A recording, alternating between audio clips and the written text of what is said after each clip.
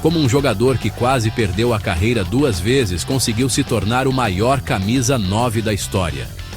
Essa pergunta ecoa em estádios, rodas de bar e na memória de cada um que viu Ronaldo Luiz Nazário de Lima jogar.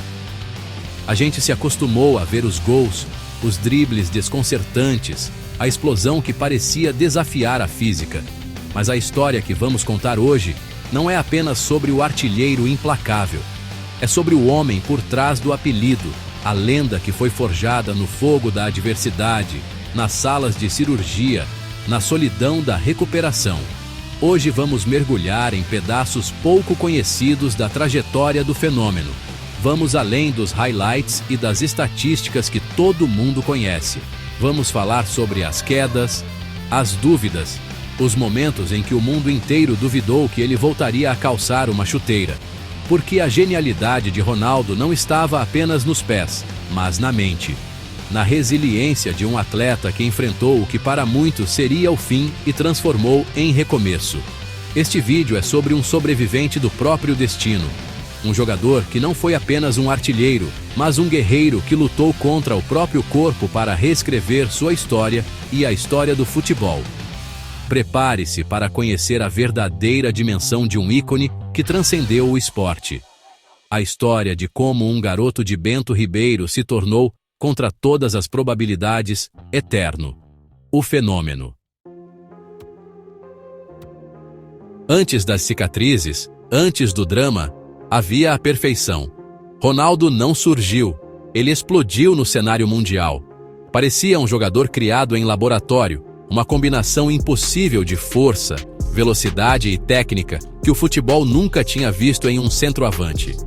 Em 1996, com apenas 20 anos, ele se tornou o jogador mais jovem da história a ser eleito o melhor do mundo pela FIFA. 20 anos. Poxa, pensem nisso. Uma idade em que a maioria dos jogadores ainda está buscando um lugar no time titular, e ele já era o rei do planeta. Ele não ganharia uma, nem duas, mas 3 vezes esse prêmio. E o que torna isso ainda mais absurdo é o contexto. Ele não jogava em um futebol lento, ele enfrentava a era de ouro dos zagueiros italianos. Maldini, Nesta, Cannavaro, zagueiros que eram verdadeiras muralhas, em campos que muitas vezes pareciam mais um campo de batalha do que um gramado. E para Ronaldo, eles eram apenas mais um obstáculo a ser superado, mais um cone no seu treinamento particular de humilhação de defesas. Cada toque na bola era uma declaração de guerra. Ele não precisava de espaço. Com um arranque de 3 metros, ele já deixava qualquer marcador para trás. Era uma força da natureza. A bola parecia um ímã em seus pés. O drible em velocidade máxima, a finalização precisa com a direita, com a esquerda. Ele era ambidestro na arte de fazer gols. Não havia antídoto. Não havia esquema tático que pudesse conter aquela força. Ele não era só um finalizador. Ele criava as próprias jogadas. Arrancava do meio-campo, enfileirava 3, 4, 5 adversários e, com uma frieza assustadora, tocava na saída do goleiro. Aquele gol contra o Compostela, pelo Barcelona, é a síntese disso. Não é um gol, é uma obra de arte, uma demonstração de poder que fez seu próprio técnico, Bobby Robson, colocar as mãos na cabeça, incrédulo com o que tinha acabado de testemunhar. Ele foi artilheiro por onde passou: PSV, Barcelona, Inter de Milão, Real Madrid. E nas Copas do Mundo, seu palco preferido, ele se agigantava. Em 2002, foram 8 gols. Em 2006, mais 3, se tornando o maior artilheiro da história dos mundiais até então. Ele não apenas marcava gols, ele redefinia o que significava ser um camisa 9. Ronaldo transformou a posição de um mero finalizador para a de um protagonista absoluto do espetáculo. As defesas eram implacáveis, os campos eram ruins, a pressão era gigantesca, mas nada parecia capaz de parar aquele jovem. Ele era um rolo compressor, um fenômeno em sua mais pura essência. A cada jogo, um novo recorde, uma nova página na história. Ele não jogava futebol, ele estava em um nível acima. brincando com os meros mortais que tentavam, em vão, pará-lo. O mundo estava aos seus pés. A trajetória parecia uma linha reta e ascendente rumo ao Olimpo do futebol, sem desvios, sem fraquezas. Ele era o jogador perfeito, no auge de sua forma, pronto para dominar uma década inteira. Mas o destino, muitas vezes, é um roteirista cruel. E o maior desafio de Ronaldo não vestiria a camisa de um time adversário, mas se manifestaria de forma silenciosa e devastadora dentro de seu próprio corpo. E então, o silêncio. No auge da sua força, quando parecia invencível, o corpo de Ronaldo traiu. O primeiro aviso veio em novembro de 1999. Uma lesão no tendão patelar do joelho direito. Mas foi em 12 de abril de 2000, na final da Copa da Itália, que o mundo assistiu ao vivo a uma das cenas mais angustiantes da história do esporte. 6 minutos em campo, sua primeira partida após a recuperação. Ele tenta seu drible característico, a pedalada, e o joelho cede. O grito de dor ecoou pelo Estádio Olímpico de Roma e atravessou as telas de TV do mundo inteiro. Não era um grito comum de um jogador machucado, era um som primal, um lamento de quem sentiu a própria carreira se despedaçar. Os jogadores em campo, companheiros e adversários, colocaram as mãos na cabeça, em choque. A câmera focou em seu rosto, contorcido em uma agonia que ia muito além da dor física. Era a dor da alma. O diagnóstico foi brutal. Ruptura total do tendão patelar. Uma lesão raríssima e devastadora. Os médicos eram pessimistas. As manchetes dos jornais eram sentenças de morte para sua carreira. O fim do fenômeno. A cirurgia foi complexa, invasiva. O processo de recuperação seria uma jornada solitária e torturante, longe dos holofotes e dos aplausos que o acostumaram. Era ele, a dor e a incerteza. Começava ali a batalha mais dura de sua vida. Meses e meses de fisioterapia. Sessões que duravam 8, 9, 10 horas por dia. Um trabalho de formiguinha para reaprender a dobrar o joelho, a andar, a correr. Cada milímetro de movimento era uma vitória conquistada com suor e lágrimas. A imprensa não perdoava, publicando fotos que o mostravam acima do peso, alimentando as dúvidas. Rivais e ex-jogadores decretavam seu fim. Imagine a força mental necessária. Você é o melhor jogador do mundo, um atleta que vive da explosão e da velocidade, e de repente se vê preso a uma cama de hospital com um futuro incerto. A dúvida se instala. Será que vou conseguir voltar a jogar? Será que serei o mesmo de antes? Era uma luta diária contra o próprio corpo, que agora parecia um inimigo, e contra a própria mente, que flertava com o desespero. Ele viu a Copa do Mundo de 2002 se aproximar no calendário como um horizonte distante, quase inalcançável.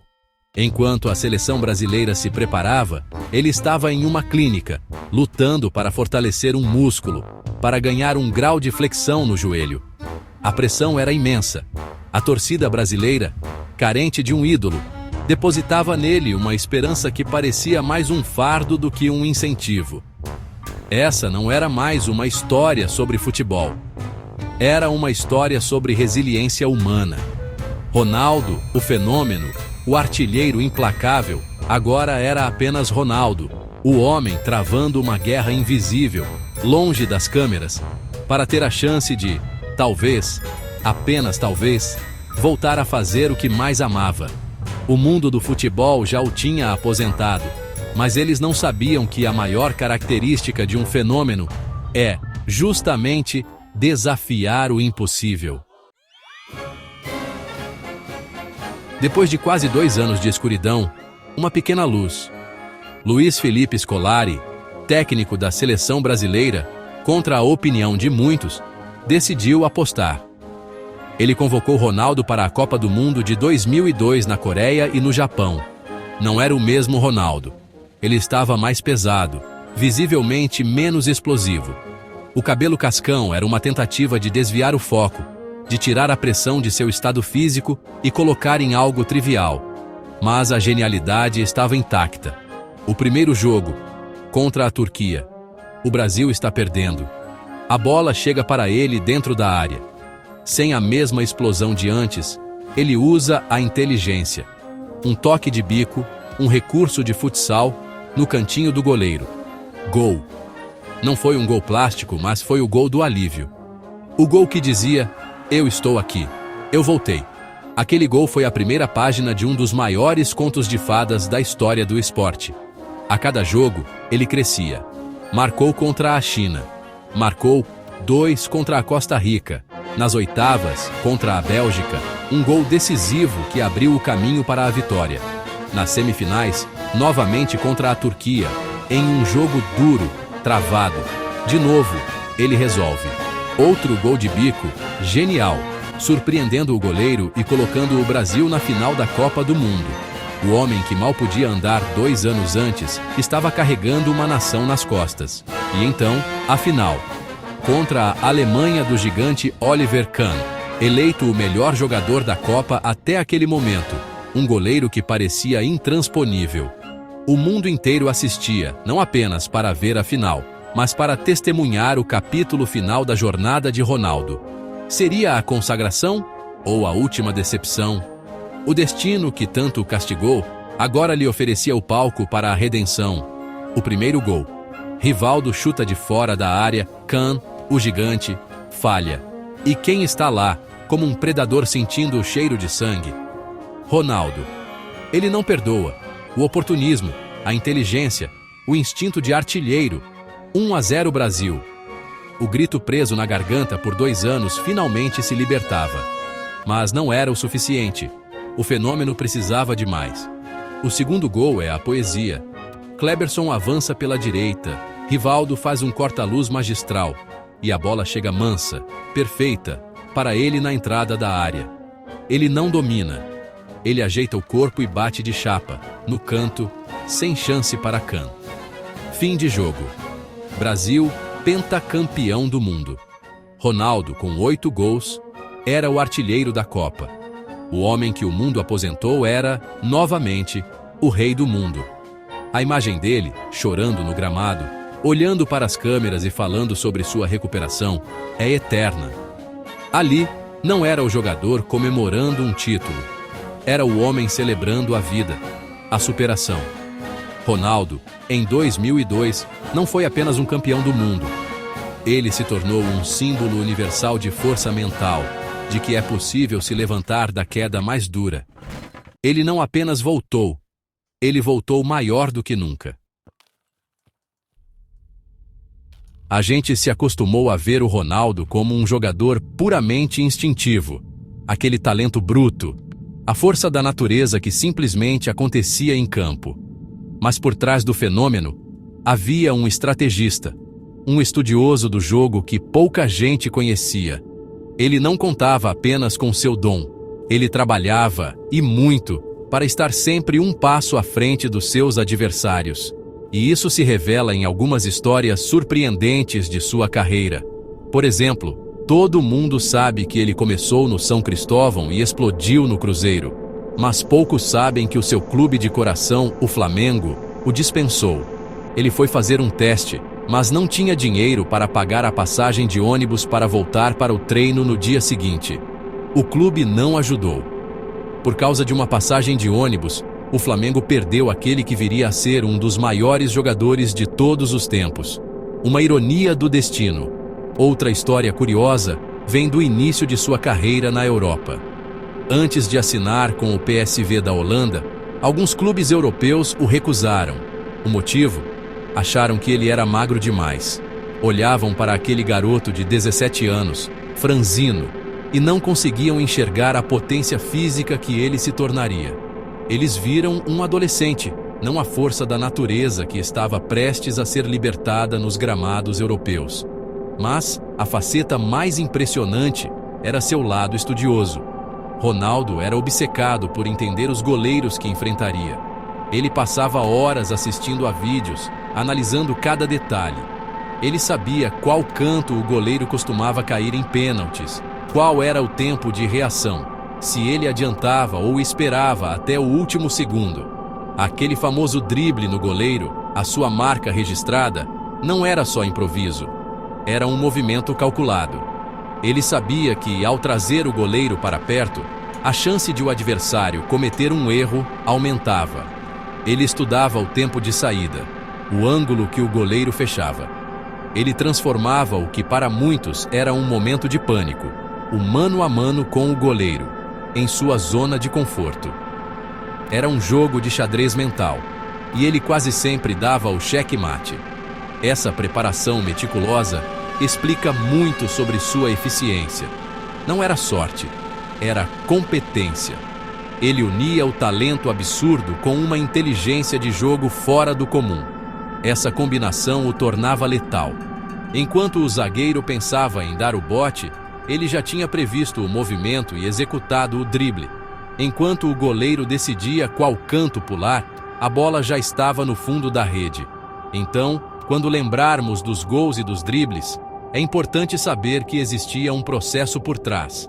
Havia um Ronaldo que não apenas jogava, mas pensava o jogo. Um estrategista que, além de contar com seus pés geniais, usava sua mente como a principal arma para se tornar o atacante mais temido de sua geração. O instinto era a capa, mas a inteligência era a espada. Qual é o legado de Ronaldo Fenômeno? É fácil responder com números. 3 vezes melhor do mundo, 2 Copas do Mundo, mais de 400 gols na carreira. Mas o legado dele é muito maior do que as estatísticas podem medir. Ronaldo não foi apenas um grande jogador. Ele revolucionou a posição de centroavante para sempre. Antes dele, o camisa 9 era, em geral, um jogador de área, um finalizador. Depois dele, o 9 se tornou uma máquina de guerra completa. Ele mostrou ao mundo que um centroavante podia ter a velocidade de um ponta, o drible de um camisa 10 e a força de um zagueiro. Ele era um jogador completo, que podia decidir um jogo sozinho, arrancando do meio-campo. Ele criou um novo paradigma. Depois de Ronaldo, todo grande clube do mundo começou a procurar pelo novo Ronaldo. Jogadores como Ibrahimovic, Thierry Henry, Adriano, todos eles, de certa forma, carregam traços do que Ronaldo estabeleceu. Ele inspirou uma geração inteira. Crianças no Brasil e no mundo todo queriam ser Ronaldo. Raspavam o cabelo no estilo Cascão, tentavam imitar suas pedaladas, seus arranques. Ele se tornou um ícone pop, uma figura que transcendia o esporte. O nome Ronaldo virou sinônimo de excelência, de fora de série. Ele colocou o futebol em outro patamar de popularidade no final dos anos 90 e início dos anos 2000. Mas talvez seu maior legado não esteja nos gols ou nos títulos. Está nas cicatrizes. Ronaldo superou não apenas uma, mas 2 lesões gravíssimas que teriam encerrado a carreira de 99% dos atletas. Ele enfrentou a desconfiança, as críticas sobre seu peso, as polêmicas, e ele sempre voltou. Sempre deu a resposta em campo. Sua carreira é uma aula sobre resiliência. Ele nos ensinou que o talento, por maior que seja, não é nada sem força mental. Ele nos mostrou que a queda não é o fim, mas uma parte da jornada.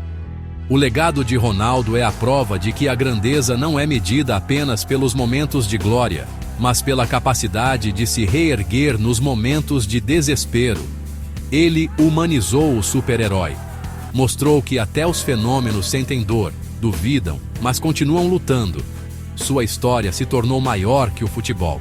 É uma inspiração para qualquer pessoa que enfrenta uma adversidade na vida, seja ela qual for.